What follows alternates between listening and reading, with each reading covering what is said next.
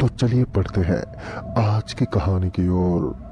दोस्तों, ये तब की बात है जब मैं मोहित के साथ जमशेदनगर जा रहा था। बस में सीट तो मिल गई थी, मगर मेरे जुकाम ने मेरी हालत खराब कर रखी थी। नाक तो पूरा बंदी थी और ऊपर से सिर दर्द ने अलग से तबाही मचा रखी थी। मैं किसी तरह बस सोने की कोशिश कर रहा था। वैसे भी हमारा सफर कल सुबह ही खत्म होने वाला था। ज्यादातर सवारी मेरी तरह सोने की कोशिश कर रही थी, तो कुछ सवारी ऐसी भी थी जो मोहित की तरह फोन में मसरूफ थी। खैर, मैंने अपनी आंखें बंद कर ली और किसी तरह सोने की मैं कोशिश करने लगा और फिर कुछ ही देर में मैं गहरी नींद में खो गया।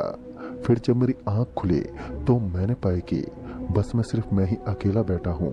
यहाँ तक कि मेरा दोस्त मोहित भी गायब था। अचानक इस सबको गायब देखकर मैं हैरान परेशान हो रहा था कि तभी मुझे हाईवे की बाईं ओर कोई लेटा हुआ नजर आया। उस पर नजर पड़ते ही मैं बस से उतरकर जब उसके पास पहुंचा तो मैंने पाया कि वो बस का कंडक्टर है, जिसका पेट अजीब तरह से फूला हुआ था।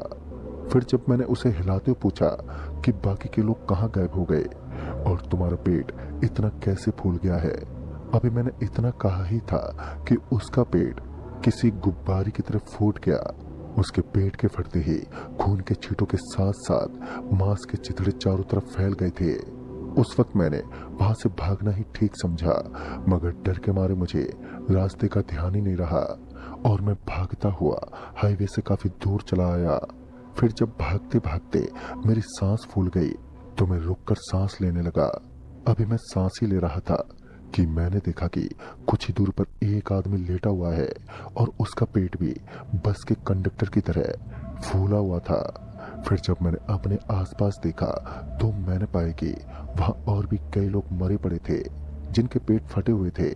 मुझे समझ नहीं आ रहा था कि आखिर ये सब हो क्या रहा था। मैं अभी वहां से किसी तरह निकलने की सोच ही रहा था कि तभी कुछ लोगों की कदमों की आहट मुझे सुनाई पड़ी। फिर जब मैंने उस ओर देखा तो मैंने पाया कि 8 से 10 लोगों का झुंड जंगल की तरफ बढ़े जा रहा है।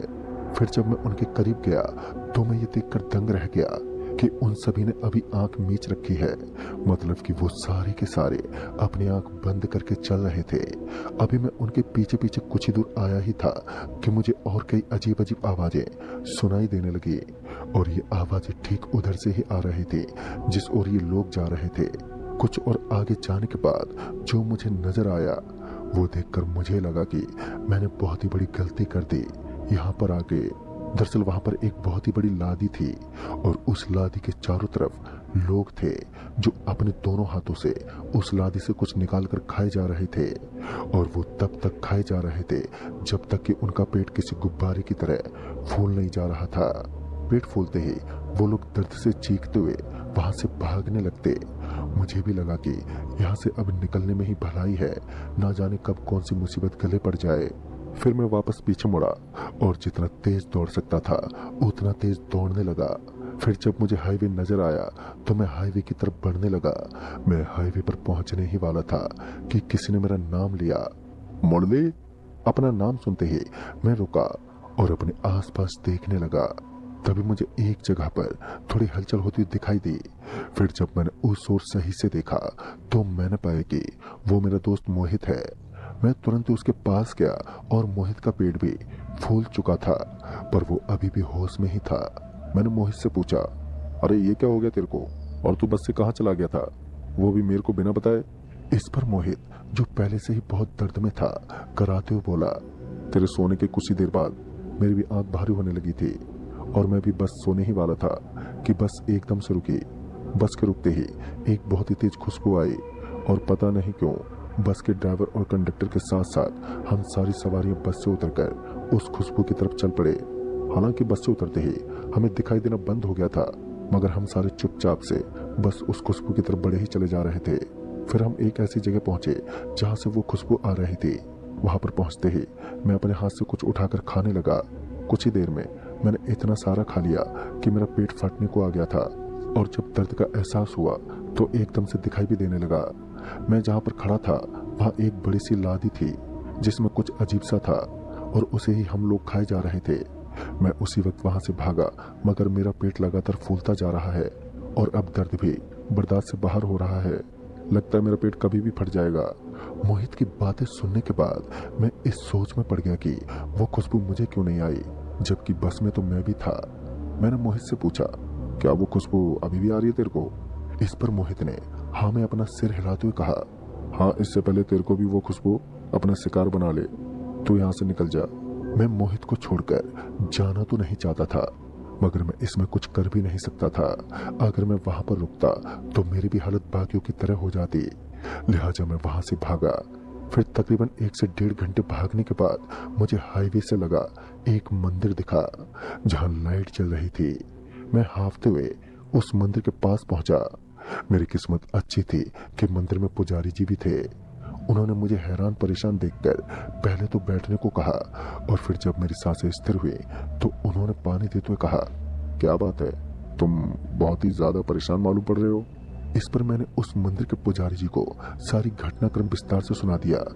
मेरी बातें सुनने के बाद पुजारी जी बोले, तुम्हारी किस्मत सच में अच्छी रही कि तुम्हें तुम्हारे तेज जुकाम के चलते उस खुशबू का पता नहीं चला, वरना तुम यकीनन औरों की तरह मृत्यु को प्राप्त हो गए होते।